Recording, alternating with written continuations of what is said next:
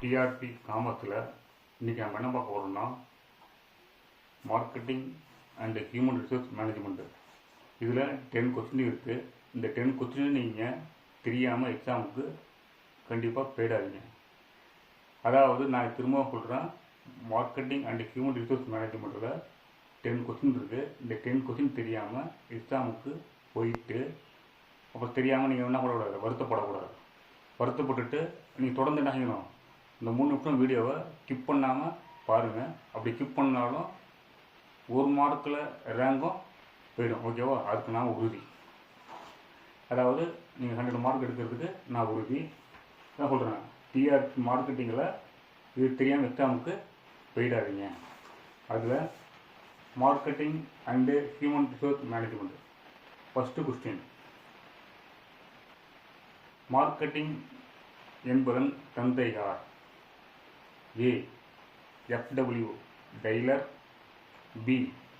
Henry Fayol, C. Philip Kotler, D. Peter Drucker. Answer அதுலேயே answer பேர்லேயே இருக்குது, Philip Kotler. Okay, பேர்லேயே Philip Kotler அவர் தான் மார்க்கெட்டிங் என்பதன் தந்தை. அடுத்தது 2வது கொஸ்டின், 4P இது உருவாக்கியவர் யார்? A. Philip Kotler, B. E. Jerome McCarthy, C. Peter Drucker, D. Vern Alderson. என்ன ஆன்சர்னா, ஓகேவா, பிஇ ஜெர்மின் பெஸ்டி. அடுத்தது சூப்பரான கொஸ்டின். ஓகேவா, சூப்பரான கொஸ்டின். அது என்னன்னா, வாடிக்கையாளரை ராஜா என்ற கருத்து எந்த மார்க்கெட்டிங் கான்செப்டை சேர்ந்தது? இந்த கொஸ்டின் இல்லாத கொஸ்டினே இல்லை. ஓகேவா, கண்டிப்பாக பார்த்துங்க. 1. A. Production concept, B.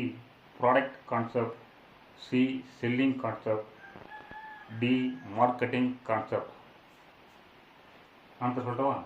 Marketing concept.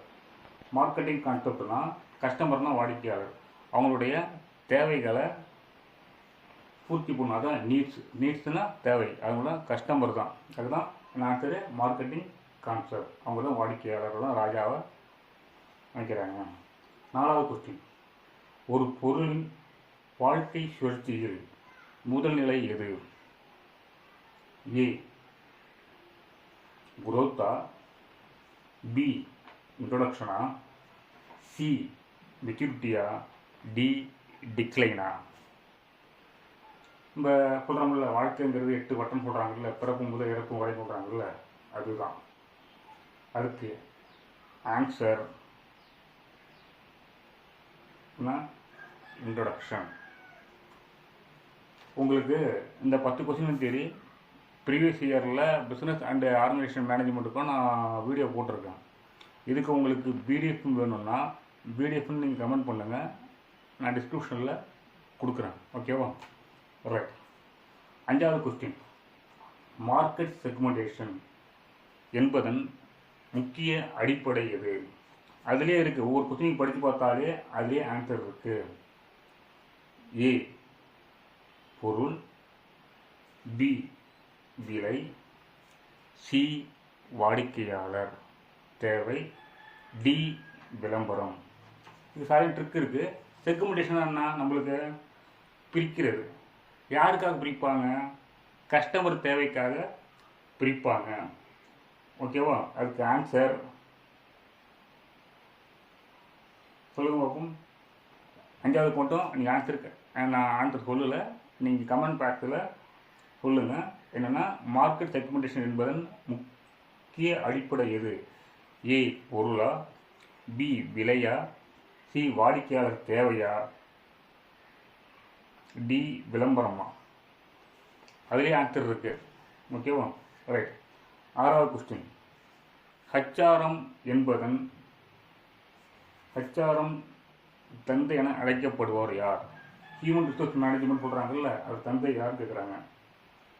A Elton Mayo, B FW Taylor, C Peter Drucker, D George Elton Mayo. இது ஷார்ட்டாக ஒரு ஷார்ட்கட் நானே சொல்கிறேன். ஹியூமன் யார்? மனுஷன். மனுஷனை படித்தவர் யார்? Elton Mayo. அதான் ஆன்சர். ஓகேவா? ஹெச்ஆர்எம்னா என்னது? ஹியூமன்னா மனுஷன். மனுஷனை படித்தவர் யார்? Elton Mayo. எல்டன் மாயோங்கிறது தான் ஆன்சர். மறக்காதீங்க. ஹெச்ஆர்எம் தந்தையை அழைக்கப்படுவர் யாருன்னா எல்டன் மாயோ. ரைட். அடுத்து 7th கொஸ்டின். தேர்வு செய்தலுக்கு முன் நடைபெறும் செயல்முறை எது? ஏ செலக்ஷனா, பி ரெக்ரூட்மெண்ட்டா, சி ட்ரைனிங்கா, டி பிளேஸ்மெண்ட்டா? தேர்வுக்கு போகிறோம்ல, தேர்வுக்கு இவ்வளோ நம்ம என்ன பண்ணுவோம்? செலக்ஷனாக பண்ணுவோமா, ரெக்ரூட்மெண்ட் பண்ணுவாங்களா, ட்ரைனிங் பண்ணுவாங்களா, பிளேஸ்மெண்ட்டா? இதுக்கு answer replacement. Sorry, recruitment. Sorry, அதுக்கு என்னது ஆன்சர்? ரெக்ரூட்மெண்ட்டு. ஓகேவா? ரைட். அதுக்கு ஆர்டராக உள்ள போனால் ரெக்ரூட்மெண்ட்டு, செலெக்ஷனு, பிளேஸ்மெண்ட்டு, ட்ரைனிங், இதெல்லாம் ஆர்டராக சொல்கிறது. அடுத்தது 8. வாடிக்கையாளரின் செயல்திறனை மதிப்பிடும் முறைக்கு பெயர் என்ன? வாடிக்கையாளர் இருக்கார், அவருடைய செயல்திறனை பர்ஃபார்மன்ஸ் சொல்கிறாங்கல்ல, அந்த முறைக்கு பெயர் என்ன?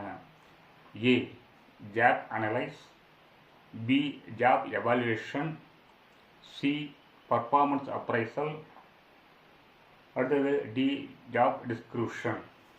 இதுக்கு ஆன்சர் என்னென்னா பர்ஃபார்மன்ஸாக தான் இருப்பாங்க. அதான் பர்ஃபார்மன்ஸ். நகையை போய் அனுமானக்கு என்ன பண்ணுவாங்க? அப்ரைசல் பண்ணுறாங்கல்ல, அதுதான் பர்ஃபார்மன்ஸ் அப்ரைசல். இதுக்கு ஆன்சர் என்னென்னா சி பர்ஃபார்மன்ஸ் அப்ரைசல். ஓகேவா? ரைட். முக்கியமான கொஸ்டின் நல்லா பார்த்துங்க. 9th மாஸ்லோவின் தேவை படிநிலை கோட்பாட்டில் அடிப்படை தேவை எது? 1 A self acquisition, B esteem needs, C psychological need, D social need. நம்மளுக்கு என்ன செய்வோம் டெய்லி? அதுதான், அதை ஞாபகம் வச்சுக்கோங்க. அதாவது சோறு திங்கிறது, தண்ணி குடிக்கிறது, தூங்குறது. அதுதான் என்னது? சைக்காலஜிக்கல் நீட் தான் மாஸ்லோவின் படிநிலை கோட்பாடை அடிப்படை கோட்பாட்டில் தேவை எதுன்னு கேட்டாங்கன்னா சைக்காலஜி நீட். அது ஷார்ட்கட்டு. நம்ம சோறு திங்கிறது, தூங்குறது. அதெல்லாம் என்னது? Psychological needs. அடுத்தது 10வது கொஸ்டின்.